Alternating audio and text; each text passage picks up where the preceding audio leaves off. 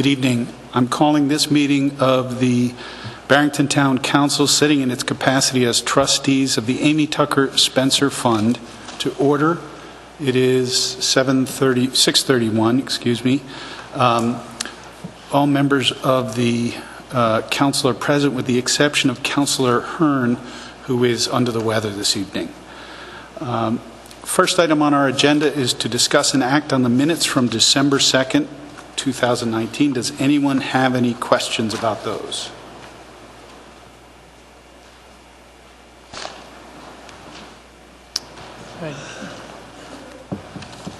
I move to approve the minutes for the December 2nd meeting. I'll second. Made and seconded. All those in favor? Aye. Any opposed? The motion carries. Next item on our agenda is to discuss and act on the amendments to the Spencer bylaws. And that is a simple amendment that would clarify that no trust funds shall be expended to pay in whole or in part any taxes levied by the town of Barrington. Any discussion on that?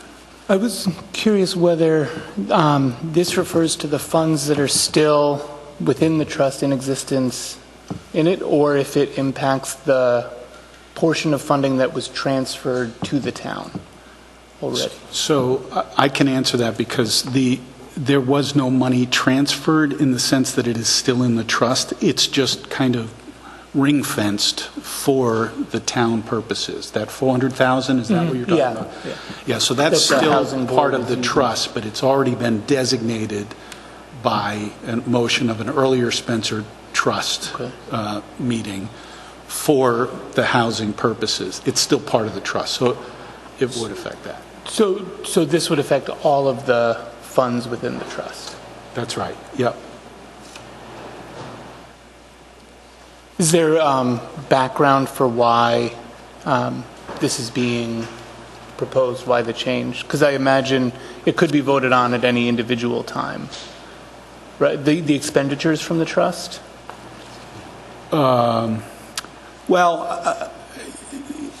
Not necessarily voted on, because if there are expenditures under $50,000, those we've authorized to be made from that $400,000 for housing purposes without a vote. I think that's the number, 50,000. But I see your point. It could be addressed at any point, either by the administration acting in that way or us voting on something more than that. Jim, is there background for this? There is. We have one client that has made a lot of requests of the trust with the expectation that the trust is going to pretty much fund the maintenance of his home, the maintenance of his yard, and we've done a lot of work. We've done over $16,000 of work in the house, and he has refused to sign any paperwork for the loan work. Our intention initially was to turn it into an affordable house, but he wouldn't sign that paperwork. He's now been making a request that we pay his taxes, and I just felt that that was an inappropriate use of the funds at any point, and I thought that by putting it in the bylaws that it would just put it in for future reference for anyone that may make that kind of a request.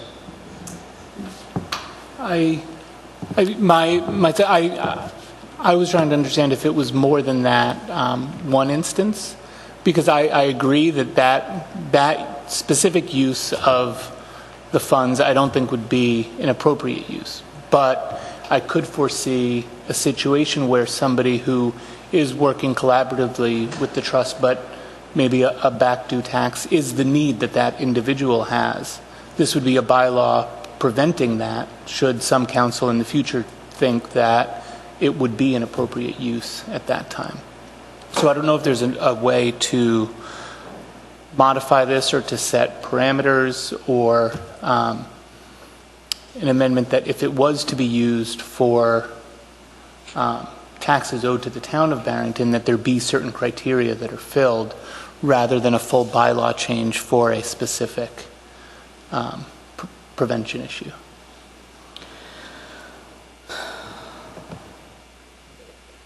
I would think, though, that by making it part of the bylaws, that it will give the town the leverage now to back up its refusal to pay this individual's taxes. And if, for instance, the individual took, sued the town, we might have a problem on our hands in defending our position to not pay their taxes. I see that as sort of a backup for, unfortunately, for one individual case, but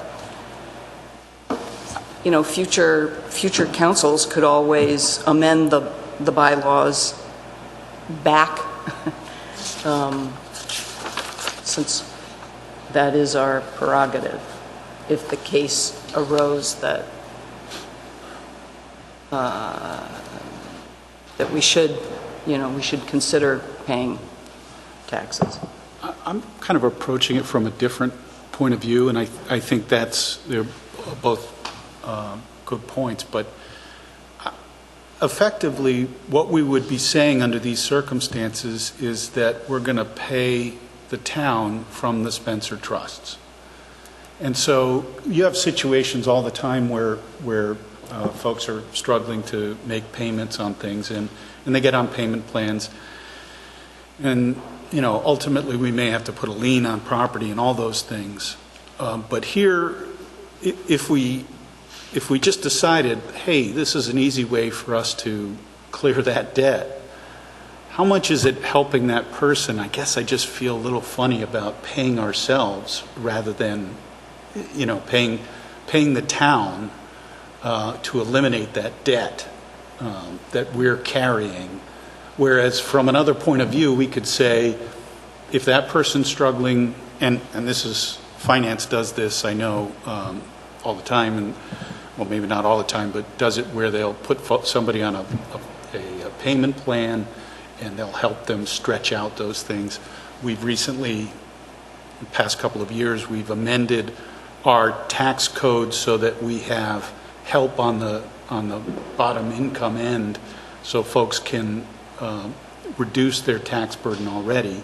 I just feel a little funny about us taking trust funds, and we'd essentially be writing a check from the trust to the town.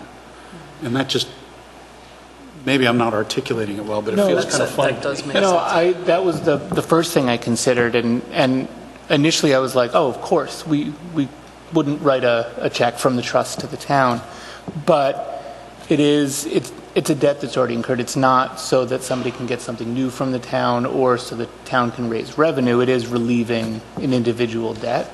So I came off that. And it is also kind of fungible on the individual side. If they need $5,000 for something that isn't taxes, but eventually they're going to pay $5,000 in taxes. So if they had $5,000 toward that other thing, it allows them to pay the taxes. And so conversely, if they owe the money in taxes, the trust paying for that allows them to use their money for something else. So I guess it does move around. Maybe if it included without approval from the council.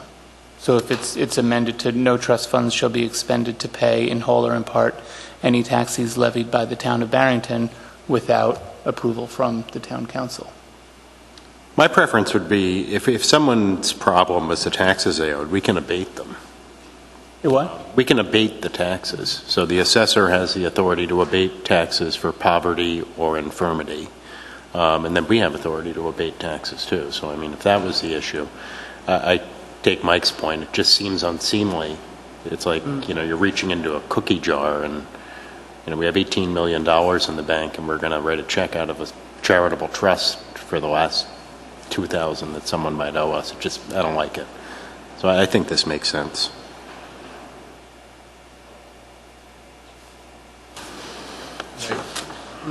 Right. We have While we're wearing these hats as trustees, we can do certain things, and then when we're wearing the hats as council members, when it's brought before us, if the assessor brings before us an abatement, as is happening later tonight, we have the opportunity to vote on that and decide whether to abate taxes once it's brought before us. Well, I'm sorry. And there are specific rules, I think it's in the statute, that can, or is it the charter, about poverty?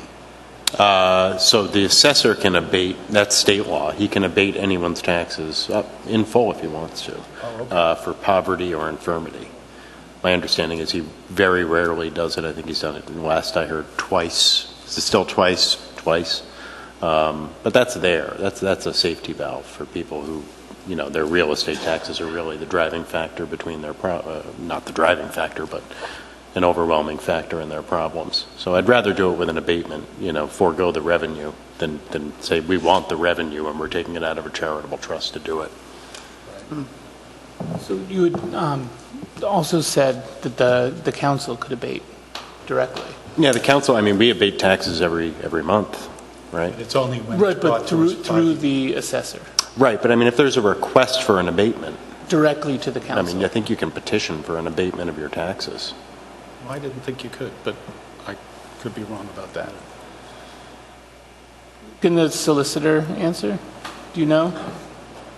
I think those requests have to go, if any council member were to get such a request, you need to direct the person to go to the assessor. Under the law, the assessor does have the power to abate taxes based upon income, poverty, et cetera, et cetera. So that's the way I would treat that, have it come from the assessor back to you as an abatement if need be. And I'll just share for what it's worth. This is really not legal, but it's, you know, in dealing with charitable trust in other organizations and in other areas, I too feel discomfort about the fact that the town would write a check from here to pay itself to there.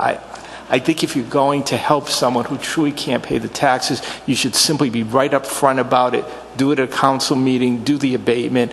And Jacob, as you pointed out, if a person's trying to budget for a new roof or a furnace not working versus paying taxes, the trust can certainly pay for the furnace, pay for the roof, et cetera, which should theoretically free up the money. I think that's just a better and cleaner way to go, because I'm not sure the gentleman who established the Spencer Trust, Mr. Spencer, had that in mind when he was talking about helping the impoverished and poor, because the town would be benefiting itself. So, yeah, my thoughts.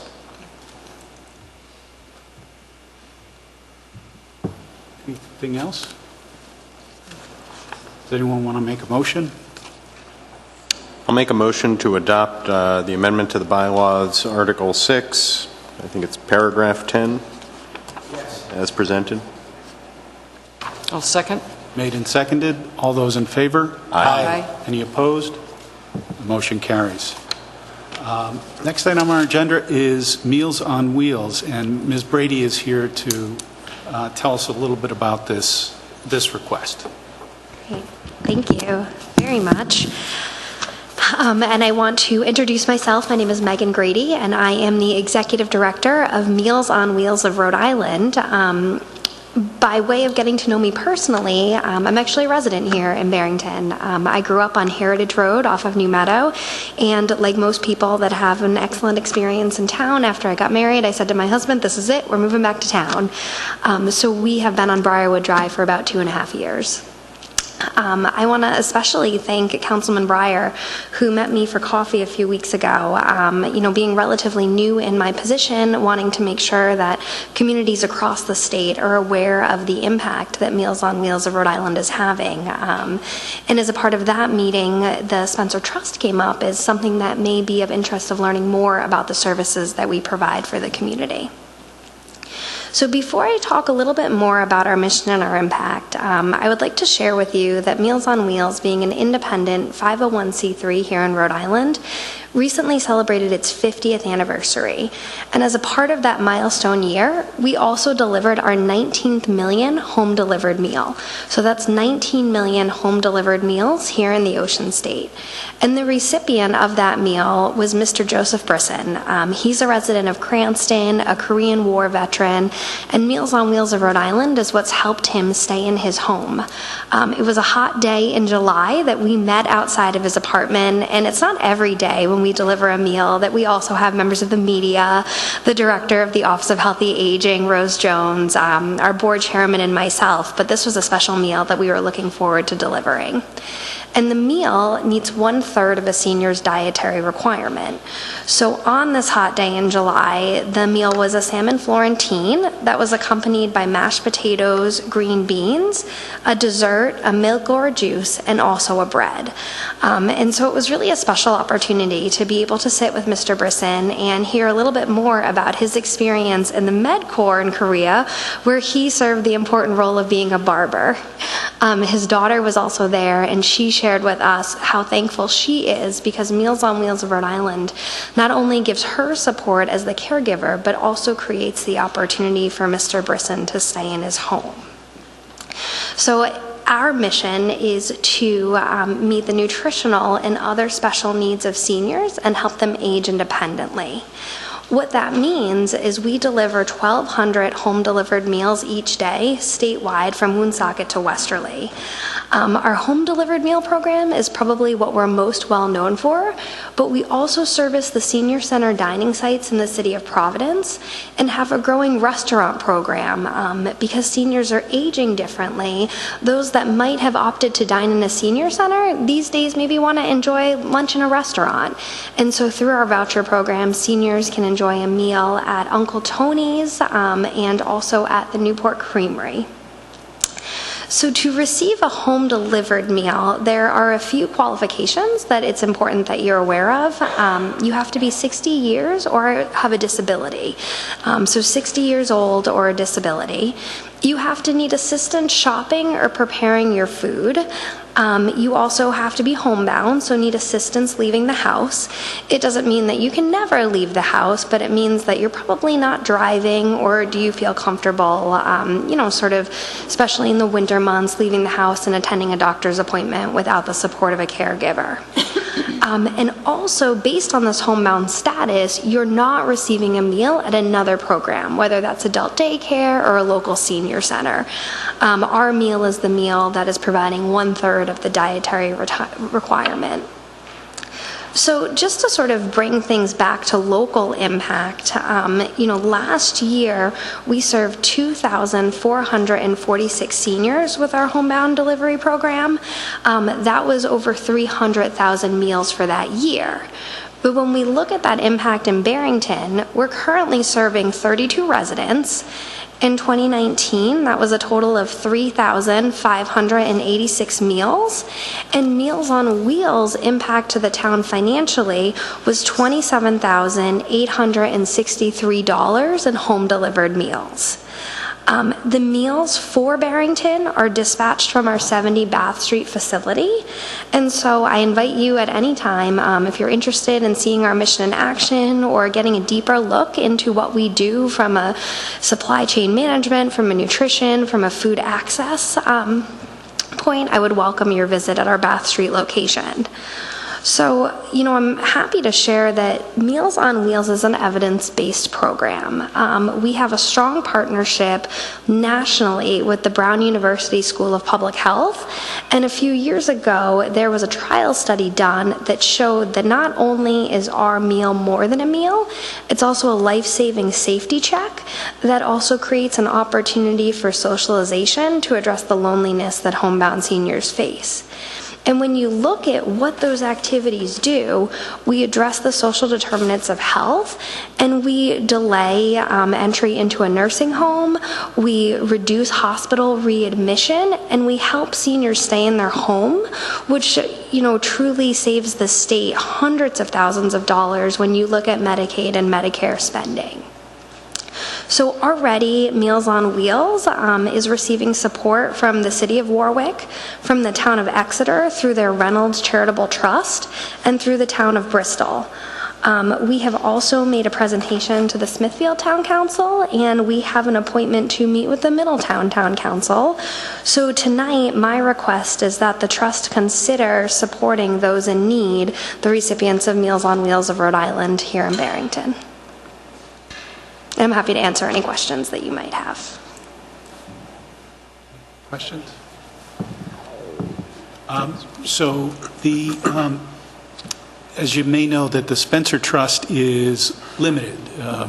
Mr. Spencer donated this money with a specific proviso that it be for the poor and unfortunate of Barrington. Mm-hmm. So I'm glad that you brought up the services provided to Barrington. What would you use? There are lots of other charities that we might find very appealing, mm-hmm. but if they don't serve the poor and unfortunate of Barrington, mm-hmm. we can't give to them. Mm-hmm. What would you be using these funds to do? Great. So thank you for that question. And, you know, I, as the leader of the organization, very much make an effort to go out and deliver home-delivered meals on a regular basis. And so firsthand, I can speak to really how unfortunate it is to be a homebound individual. You know, it's isolated, it's lonely, and you know, when you have a child that needs services, you reach that child at a before and after school program, during the school day, at a summer camp, through Boy Scouts, through Girl Scouts. When you're talking about seniors, Meals on Wheels is one of the only avenues that's reaching people in their homes. And so there are many people that have shared, you know, if it wasn't for Meals on Wheels, the driver's the only person I see every day. The volunteer's the only person that cares about me. I have no one in my life. It's truly Meals on Wheels. That's one of the reasons why I thought that this would be a fit. But when you look at our funding, our budget is made up 75% of state and federal funds. It's the Older Americans Act that established Meals on Wheels in 1969 as a program to support seniors. And then 25% of our budget is fundraised through private-public partnerships, through foundations, through charitable support, through donors, and through fundraising, special events, direct mail. So my vision is that there would be a donation or grant request of $500 to Meals on Wheels. That would be in line with what similar communities are doing, and that would help support the cost of our meal in the community. Our meals in 2019 cost $7.77 a meal. So the funds would go to support the home-delivered meal cost in Barrington. We ask seniors to make a suggested voluntary $3 contribution to support the cost of the meal. And so that $500 contribution would help support that need, because many seniors do not make that donation. And because it's suggested and voluntary, it's not tracked. It's not something that we say, hey, you had X number of meals, here's your bill. And so it would help support and also help sustain our services here in town. Thank you very much. I wanted to ask our Spencer Trust Administrator about our budget status. I know that we just did our budget. We completed doing our budget, unfortunately, the month before, and I don't know whether it's not a lot of money. Is there room to put that into the budget for this year or not? If I could, Mr. President, the money, if we were to take the money from the trust, it would come out of the, help me out, Phil, the home repair program, which we expend every year. If I may make a suggestion, we provide agency support to the Eastern Conservation District and the Samaritans, and that's budgeted in our town budget. Certainly, if the council feels that this warrants being placed in the budget, it could be placed in the budget for this year, for next year. And perhaps what we may want to consider is the council contingency fund, so we don't liquidate Spencer Trust funds, that we use the council contingency fund, which we did last year for a charity, you have $10,000 remaining in that fund, which is what you started the year with, so you haven't expended any funds out of that. So if you feel it's deserving, perhaps pulling it from the contingency fund is a more appropriate way of handling it until we can place it into the budget. That makes sense to me. Just because we've just completed that budget, and because we have an alternative, we have a contingency fund, which we don't like to use because it's to plug holes. But we do have, it's fully funded at this point, and we're coming towards the end of the year. So it looks like we do have room. We couldn't vote on that tonight anyway, but I just wanted to raise that. How do people feel about, we would have to do it next month because it's not on our agenda for this evening. How do people feel about using our contingency funds to fund this for this year? I think it's a great idea. Yep. Yeah. I think it fits with the contingency. I saw a fit with the trust, Right. and I know that there are limited things that fit there, so I thought if it worked, it seemed like a good use of those funds. But I think supporting the organization for its work in Barrington, especially with an aging population here, and striving to do more for that group, I just wanted to find a fit for it. Yeah. Yeah, I suppose it doesn't go without saying, we probably should say, this is a tremendous cause. Thank you. I think all of us have just assumed that. It's really great work. And it certainly does fit with the Spencer Trust. I've always thought that when you talk about the poor and unfortunate, the most basic needs of people are food, clothing, shelter. And we're, if you're feeding people, you're really doing important work. And I know that it's work that we would want to support. And I think it would fit very well under the Spencer Trust if it had come 2 months ago before our budget. But we have an alternative. So I'm going to suggest that we table this and we'll put it on the agenda for February. Great. Which is our next meeting and our next town council meeting. Okay. And at that meeting, you wouldn't have to come before us again, although you've already sent us materials. So Councilor Hearn, I'll check with her to see if she'd want to speak Great, and I'm with you. happy to come back just to continue to develop the relationship. You'll also be seeing a little bit more about Meals on Wheels in the community because we have secured a monthly column in the Barrington Times where we're going to be talking about our work and how we're together for seniors. We, in the January column, are highlighting the work of a Meals on Wheels volunteer who's from town, and in February we'll be talking about the complete count that really, like, homebound people are at risk for not being included in the census. So you may have seen in the Providence Journal yesterday that Meals on Wheels has stepped up to help make sure that seniors are counted and that we, really have a complete count here in Rhode Island. So a little bit more on that you'll see in our paper on a monthly basis. Okay. So, but happy to return and chat more at any time. We also have, it's like a newsletter that comes out of the senior center here. Okay. And that might be also another good way to promote it. That would really reach the Yeah. people who could use it. I think that that's excellent because if you think about sort of senior dining on a continuum, restaurant dining, obviously for those that are most mobile and social, senior center dining, and then when you can't get to the senior center anymore, it's important for people to know that Meals on Wheels is the next best option. Right. Right. Well, you've been more than generous with your time. I want to thank you for the opportunity. Thank Councilman Breyer for making the connection, and I look forward to staying in touch. Can I ask you one more question? I don't want to co-opt your organization, but Spencer Trust does a lot of things trying to help seniors, and one of the struggles we've always had is sort of outreach, identifying the people that need help. It occurs to me, looking at this, that you have a list of 32 homebound seniors in Barrington.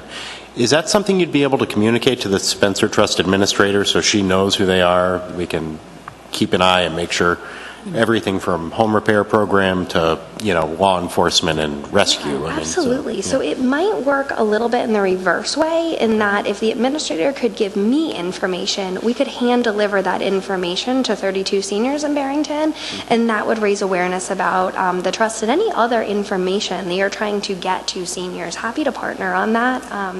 I would have to check with my operations director around sort of sharing seniors' information. I don't know. Of course. That's why, I don't want to co-opt your... But what we've done in the past is said, why don't we get the information out with the important numbers to know and who to call? And we've seen great return when we've done different things like that people really do get in touch because we're a trusted partner. And so when the information comes through us, the seniors know that it's right to make the call. Okay. So Great. yeah, very, very happy to work on that. Awesome. Thank you. Great. Thank you very much. Thank you and very Happy New much. Year. Thank you. Next item on our agenda is to discuss and act on the management of the Spencer Trust Fund, and Vice President or Vice Chair, in this case, Wayman. I'm not sure I am the vice chair. I'm not sure what I am on the Spencer Trust. In order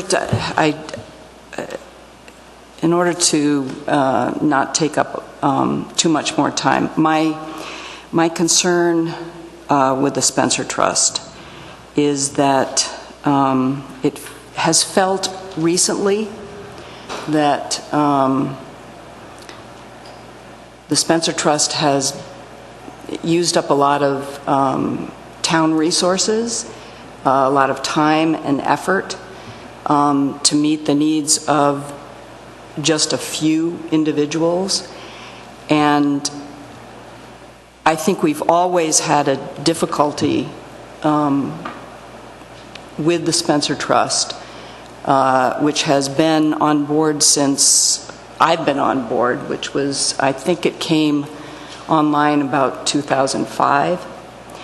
And it's so complicated. I remember Margaret Kane speaking before us. She was the executive director of the Lung Association, saying at that time that it really is difficult to give away money. And I think she has proved that she was right there. And while I fully support money that goes to organizations that know how to promote their, such as Meals on Wheels, they know how to deal with people in need. I don't feel that the town is equipped to deal with, especially the social services edge of this. And we've struggled with that for years now. And I'm just troubled by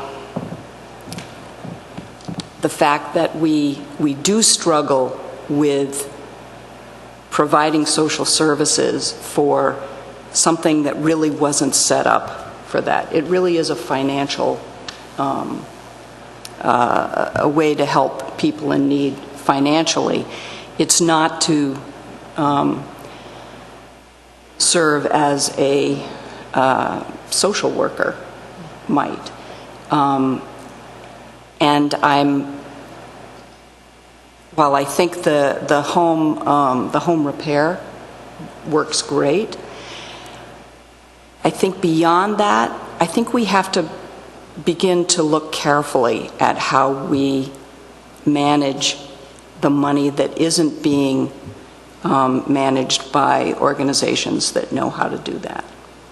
So I was speaking with Councilman Boyajian this morning, and you had a really great idea, which was to, why don't you? Yeah, I think looking at the budget we approved, I think it would be helpful if we had sort of a year-long summary of everything that's been undertaken and look at it sort of like a post-mortem. what kind of man-hours were involved, what were the problems we confronted with the clients. And I think we're going to find, like Kate said, we're not equipped to handle social work. And the resources are too limited to say, as much as there's a need there, the resources are too limited for us to go down that road. And so if we stay in our lane and say, well, do what we're good at, and home repair, organizations that we can support that do good work in Barrington. But if we could get a full report of all the activities, the costs that were involved, the man hours that were involved, and then we can sort of revisit the way we're administering it through the administrator and say, can we dial back on things that are not really, for example, we just amended the bylaws to deal with a project that turned into kind of a quagmire. And if we can't see that quagmire in advance, well, then I think we have to pull back and say we can't get into any more of those. So if we narrow our focus to the things we do well with the money, and I think that report will really help us do that, so that we can reprioritize. And We can absolutely produce a report that kind of summarizes what the trust has done over the last year or two, and I think clarify what we've done.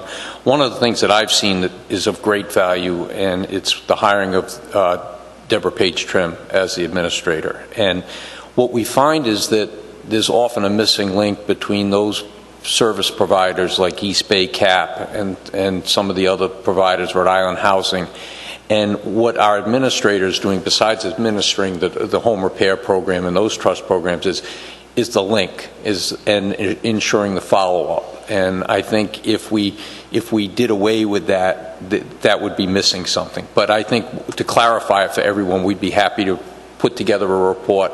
We can send it out, and then at some point we can call another meeting of the trust to discuss it in detail. And we can have Deb and Phil here that can address specifics from the report. That makes sense. Chairman, go ahead. Question for Mr. Ursillo. And I had asked President Carroll, or I could Chairman, well, it was President Carroll at the time, if the Open Meetings Act applies to conversations that are purely about the Spencer Trust. Yes, it would. It would. Yeah, thank you. can I ask one more question, because I think this agenda topic's probably broad enough to do it. Looking back, when I saw the Meals on Wheels thing, I looked at the budget we approved last month, and we pay what I think is all of the investment management expense out of the income, and I'm just not sure. I don't know the answer, whether that's the way we ought to be doing it. It's a limited amount of income, so we had like $92,000 in estimated income. The investment expense, I think, was about $22,000, which is not huge when you put it in comparison to the corpus of the trust. I mean, we're paying about 1%. But I don't know if it's a responsible thing to do, to pay it all out of the income when the income is what we use to help people. I don't know if it's a bad idea to take it out of the corpus of the trust. So I'd just I don't know who can fill us in on the answers to those questions. Kathy, you seem to...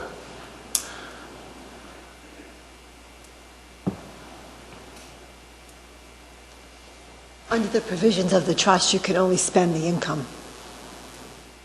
Well, I know we have to spend the income, right? So we have to annually spend the income. The original principle has to remain intact. Okay.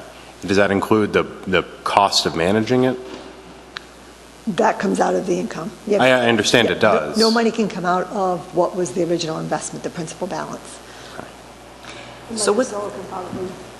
No, I totally agree. The will was pretty direct, and it's only the income, and from that income, whatever expenses there are should come out of the income, because the idea was that principal should be there in perpetuity. Mm-hmm. And, sometimes it grows when you don't spend all the income, but I do believe the intent and the language was just from income, whether it's the monies provided to the beneficiaries or the cost of management, et cetera. To me, that's a concern, because when you add up all the management costs, that basically halves the amount of money that we have to use for And For so its purpose. maybe you want to look at the management cost side, and there's a lot of things you can do to cut that or move it into another budget, et cetera. But because the other way is if you take that half and start pulling it out of the principal, eventually the income derived is going to keep shrinking, and you're going to. I understand that, right, but that's a lot of effort on our part for spending $50,000 that So maybe that needs to be reviewed in the I think future. we just need to have a detailed, better understanding of where these funds go. Chairman Klepper. Chairman Klepper, who is the chairman of the Bristol County Water Authority Board, was also, I believe, the chair of the advisory board for the Amy Tucker Spencer Trust Fund way back in 2015. It warms my heart to hear Kate say that you all bit off more than you could chew. That was the recommendation based on all the interviews that our committee made. We said, give it to the Rhode Island Foundation. That's their business. And they have records that show that something that was set up is still there, has grown, and they produce it, and they get to the right people. So the big thing that held it up was, well, we lose control. You didn't have control before. What difference does it make? You're not stockbrokers. You give it to them, and now it's the Spencer Trust that's inside the Rhode Island Foundation. This annoyed some of the council members. They said, no, we're not going to do that. Okay? So my suggestion is, since you've now learning your lesson the hard way, why not think about giving a piece of it to them? Keep some for the little program that you think you can manage in the way that you want to manage it, or at least consider talking to them about saying, okay, review your track record with us, and maybe we'll give you a chunk of the $4 million and try it for a while, and come back, 3 or 4 years later and say, let's take a look at this and see which one worked the best. How much, because there was a requirement that was passed by this board that said you're going to have an annual report of how you expend the funds. Now, I don't come here looking for that report, but the council voted that to have an annual report. I haven't seen one, but there's supposed to be something There at is some one, and point it's provided each to year the Attorney General. that says how much was expended and for what, with no names, obviously, in categories, transportation or house repair or education or something like that. So that was to be the kind of the oversight or self-regulating. But it occurs to me in here, coming in on the tail end of this conversation, you might find it well worth your while to just have the manager contact the Rhode Island Foundation and have the representative come in and just talk to you, maybe in a work session or whatever, about the way they have done things, and maybe say, can you show us a similar size fund and its target and how you've handled it over the years? You might be happily surprised that they do the job well, because that's their function. And I was pleased with, although I opposed that, and the reason that I opposed it was, there were a number of reasons, but primarily because that's not what Wilton Spencer wanted. So whatever, okay, I'm just saying. We spend a lot of time talking about Right. how it has to be for the poor and unfortunate of Barrington, because that's what Wilton Spencer's gift was. Well, but he they also could said- limit it to dealing with Barrington. You could have done that. But he also said, and shall be run by the leaders of the town of Barrington. And so if we're going to respect his gift, we should respect his gift. The other thing that I thought was valuable that came out of that was we saw how much they spent, and it was in line with what we're talking about, both in terms of investment funds and also in terms of having an administrator to do this. We'd never had an administrator before. We'd always had Phil Hervey trying to do, Right. Everything. 10,000 different things at once, and there was no money coming from the fund for that. My concern, in addition to those things, is that if we do that, we don't have somebody to do the emergency patching of the roof of the lady who's got water coming into her bedroom. That's why I said, don't give it all. Keep a chunk. That, I think, Keep a chunk. is something we should... So I'm that- it's not, I don't want to do I told you so. Times change, situations change, but certainly you've now learned because you made a decision to keep it and try to do it. And I think it might be well worth your while to contact them, at least have a conversation with them about this. And you have $4 million. Put a piece of it in there, see what goes. You have broad, from our interpretation of the Spencer Trust, you have broad interpretation of every word in there. I mean, when you say the poor and unfortunate of Barrington are certainly not the poor and unfortunate in Central Falls, if you want to take a demographic slice. That was another valuable thing. It might not have been the Rhode Island Foundation, but another one of the things they said is we've been struggling to come up with a definition of that, and they say, don't. You'll know it when you see it. Right. It was the Rhode Island Foundation that said and that. I thought that was a valuable piece of advice that we've taken to heart. We're not going to define the poor and unfortunate because every situation is different, and we'll recognize it when we see it. I don't remember which Supreme Court justice said that about a different topic, but we'll recognize it when we see it. So I think there was a lot of value in that, even though I disagreed with that. Can we put this on the agenda for next month when Councilor Hearn is here? Yep. Thank you. And I mean, presuming we can get a report that Councilman Boyajian has just asked for, that kind of report, that would be helpful to us too, and we could re-examine this maybe next month. With as much detail as possible, I think. Thank you. At this point, is there anyone who would like to make public comment for the Spencer Trust meeting?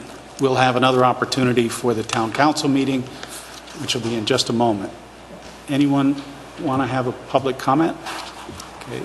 Seeing none, is there a motion to adjourn? So moved. All those in favor? Aye. Aye. Any opposed? The motion carries. We are adjourned from the Spencer Trust Fund meeting. Thank you.